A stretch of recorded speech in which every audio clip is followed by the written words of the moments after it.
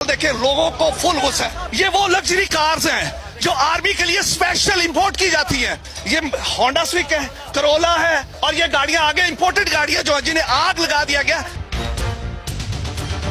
ये गाड़ियों सारी गाड़ियों को आग लगा दी है। ये क्या लेके जा रहे हैं? प्रिंटर लग रहा है।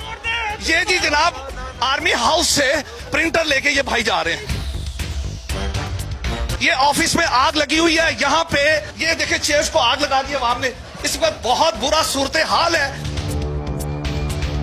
आपको ये मनाजर दिखाता हूँ। कोर कमांड हाउस पूरा जल चुका है, आग लग चुकी है। लोगों ने पूरा जला दिया कोर कमांड हाउस को। ये वो है जिसके बारे में कहा जाता था कायदे आजम की ये रेजिडेंसी है, लेकिन आज इसको आग लगा दी है। हमारे खान को जल्द से जल्द रिहा किया जाए वरना हम देंगे। इमरान खान हमारी रेड लाइन है। एक अवाम सिविलियन जिनको इजाजत नहीं है, लेकिन आज आर्मी के ऊपर ये अटैक हुआ है। क्यों? बात सुने, इनके पास बुक्स है। एक मिनट रोके रोके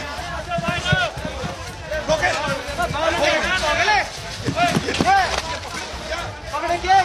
इसको भाई, इसको किसी ने उठाया?